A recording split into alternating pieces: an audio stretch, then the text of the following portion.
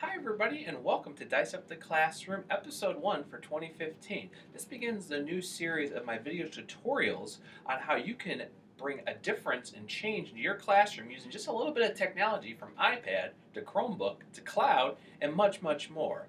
In Episode 1 here, filmed on February 26, 2015, I want to talk about phonics. Phonics has been a staple of education for years, from pronunciation to reading to spelling, from Daily 5 all the way to speech pathology. Today I'm going to talk about some apps you can use both on the iPad, Chromebook, or Google Apps for Education, and in just simple technology and even maker spaces, and how you can dice up the classroom with phonics. So let's get going and dice up phonics.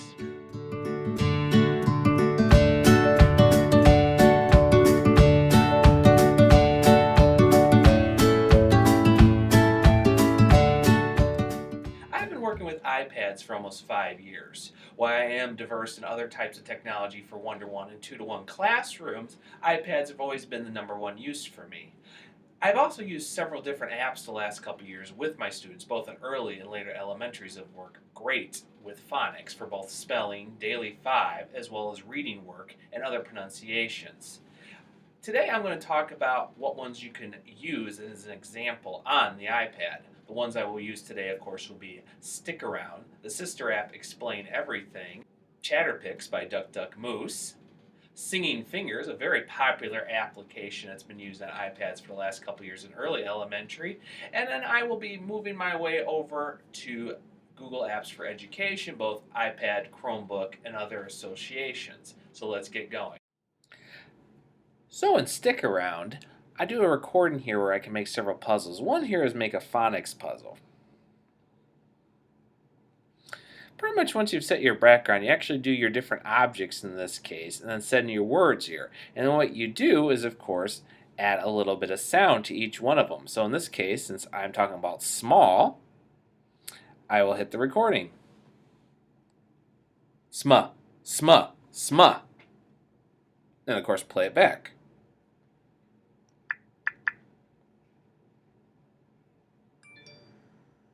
Sma, sma, sma.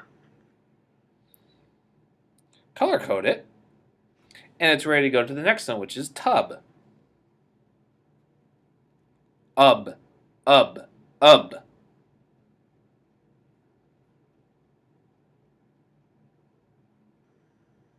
Ub, ub, ub. This gives students the ability not only to match their puzzles, but also their phonics sound. It allows them to reinforce their different sounds and letters as well as pronunciations. You can do this in a number of ways in Stick Around. You can actually create matchings where you find all D words. You can do it for th words, words, and so forth and so forth. There's many different phonics exercises you can do in Stick Around. In Singing Fingers, an app that allows you to draw and make sounds to play back, one thing that's great about this app is actually working on different apps and sounds. To start a new one, you can click on Start a New One.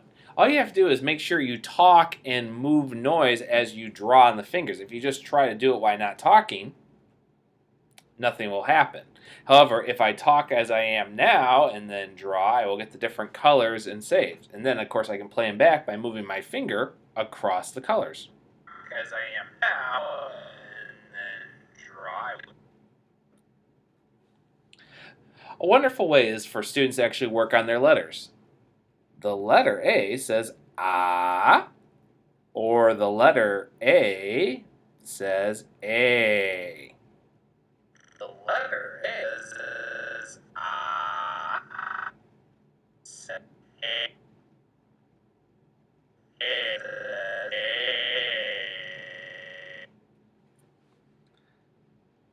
T and H. T. H. T. Make the. Make.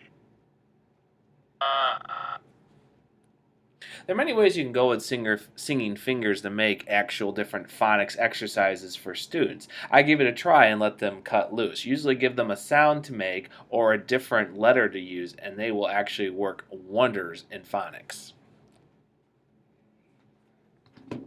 The first two, of course, is to take a photo. In this case, I'll take a photo of my little apple here.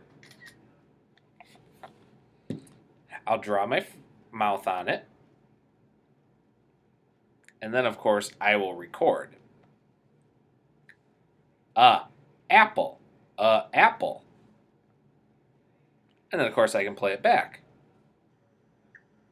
Apple. Apple. After I finish this, I can go next. I can actually dress or change the different layouts for the object. I can do several of these together and actually finish them as a video in a final iMovie or splicing film.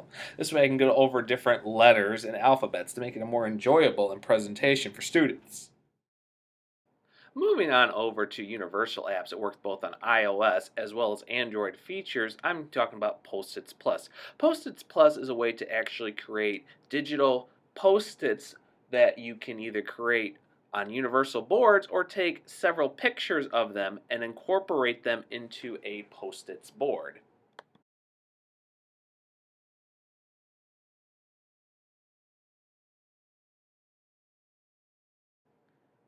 Once you've snapped pictures of your Post-its or related pictures to create in the Post-its, you then incorporate them right into your Post-its board, where you can adjust the color, size, rotation, and so forth.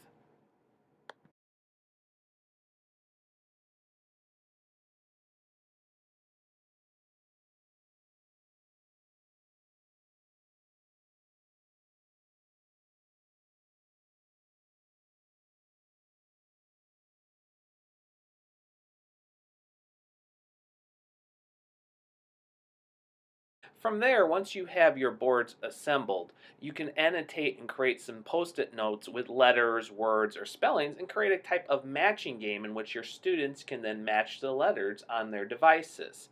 You don't have to go straight forward to very powerful sizes or more, but just make a simple scatter board in which the students can match up their different letters and items. Once they do that and have completed, they either can show the device to their teacher or export it out so that it can be used for the teacher to review on their device.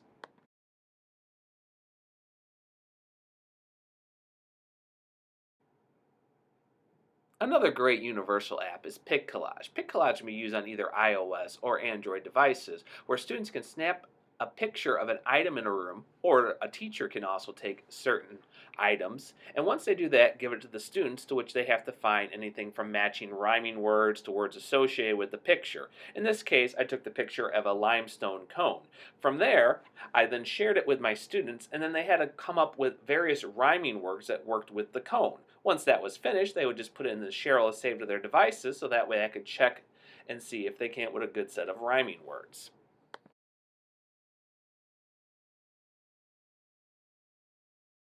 Another great universal app to use is ThingLink. ThingLink is a free cloud-based system in a social network sharing where you can actually incorporate pictures and then import both other pictures, videos, and links directly in the picture. A great one to use is to take your pic collage and then put it into a thing link and then associate various videos from either YouTube, SoundCloud, or ones you've created yourself for the teacher, and then put them in so then your students can review them either on a device or at home for their phonics works. And this can be anything from simple reading to word work that they can do, and the teacher can actually check how many times it's been viewed and checked on their network in ThingLink.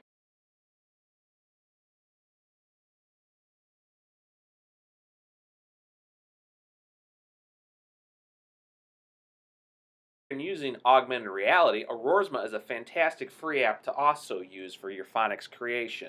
You can create eventual overlays both from videos, ones that are put on their stock photos, and then put them into certain items around the room to help students identify objects or also work on story creations in Aurosma. It's very simple to put the app on a device, set up your Aurosma channel, and then have students scan the room for these various items to see what overlays will. Hi everybody, I am an Appetize. You'll roll me the Talk to Mr. Eden how we will do this. Moving away from straight Android to more of Chromebook or Google Apps for Education, there's great, fantastic phonics ways you can do in your Google Apps for Education.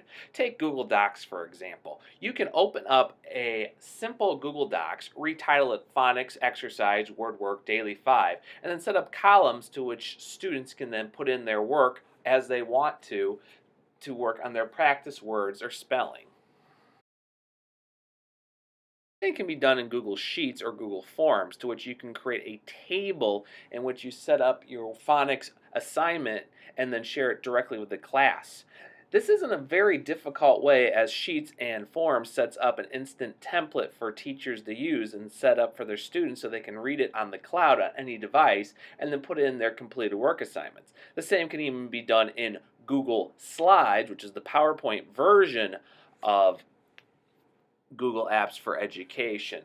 And the simple way to do this exercise is to have students create a full story. A teacher will start a story, in this case, the walking tree, and then create eventual slides to which the students can tap on their any device both at home or in school and complete the rest of the slides to create a final and finished presentation story.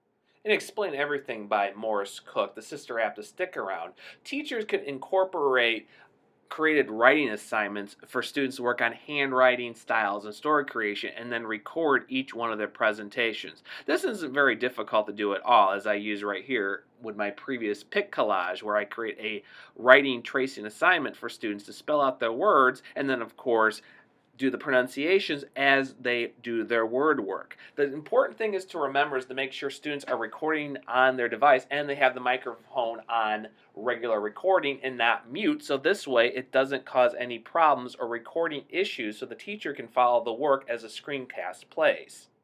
School with the one-to-one devices, either iPads, Androids, Chromebooks, or so forth, there are many ways you can incorporate technology into phonics. A simple QR code can actually work similar to how my Aurorisma channels worked.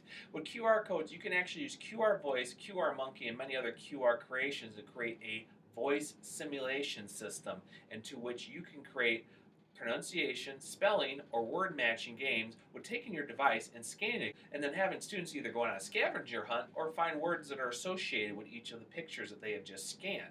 You only have to be a one-room device for this to work. It can even be done on the teacher's device if that is all they have available in the classroom.